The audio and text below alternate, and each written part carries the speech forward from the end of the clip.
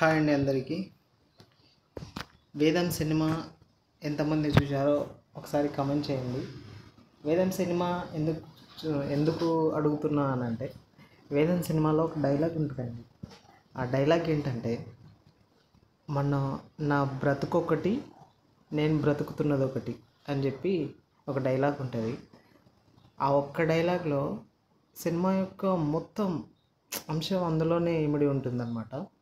ఆ డైలాగ్ని బట్టి మొత్తం మూవీని జడ్జ్ చేయొచ్చు ఏంటి అనేది.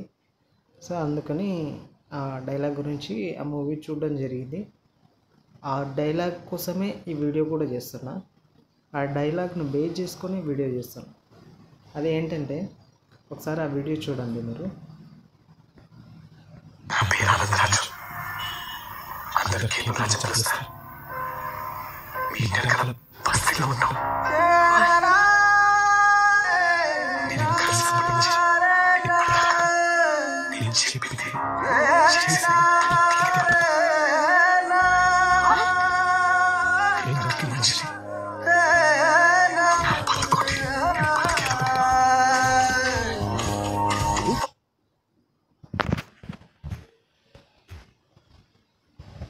ఇది విషయం.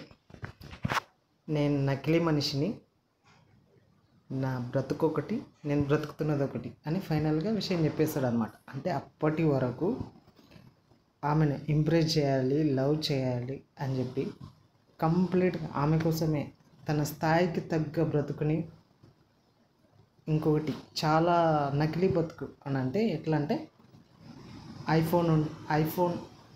ఐఫోన్ ఉండాలి అని అంటే ఏదో డబ్బా ఫోన్ ఐఫోన్ పెట్టుకోవడం, బ్రాండెడ్ డ్రెస్సులు అని అంటే లోకల్ డ్రెస్సులకి బ్రాండెడ్ ట్యాగ్స్ పెట్టుకోవడం, ఇట్లాంటి లైఫ్ బతికింటాడు అనమాట. ఫైనల్గా వచ్చేసరికి ఒకసారి నిజం చెప్పాల్సిన టైం వస్తుంది, ఈ నిజం చెప్తాడు. ఇదే మాదిరి రియల్ లైఫ్లో ఎంతోమంది అబ్బాయిలు చాలా వరకు అమ్మాయిలు ఇంప్రెస్ చేసే ప్రాసెస్లో ఇలాంటి లైఫ్ చాలామంది బ్రతుకుతున్నారు. వాళ్ళకు రీఛార్జ్ చేసుకునే కెపాసిటీ ఉండదు, రీఛార్జ్ చేసుకునే స్తోమత ఉండదు, కానీ ఐఫోన్ కావాలి. ఫైనల్గా వచ్చేసరికి రీఛార్జ్లకు పేరెంట్స్ మీద ఆధారపడే పరిస్థితి.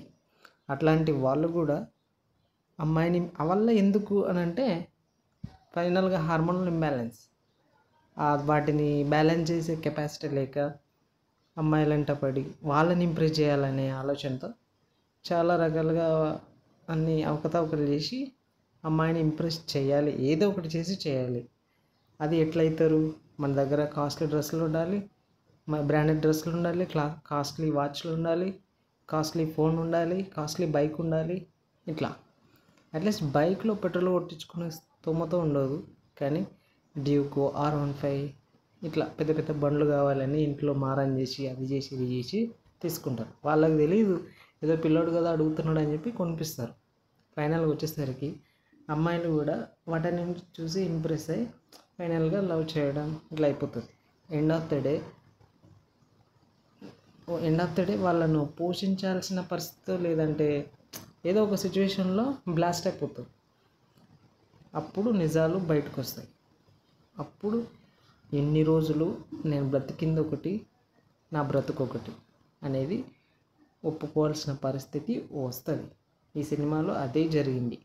మన రియల్ లైఫ్లో కూడా అట్లా చాలామంది లైఫ్లో అట్లనే జరుగుతుంది. అందుకే ఈ ఫేక్ లైఫ్ని లీడ్ చేయకుండా రియల్ లైఫ్లో మనకు ఉన్న దాంట్లో మనకున్నట్టుగానే బ్రతుకుదాం. ఏమంటారు ఫ్రెండ్స్? నచ్చితే ఒకవేళ లైక్ కామెంట్ చేయండి. ప్లీజ్ సబ్స్క్రైబ్ చేసుకోండి.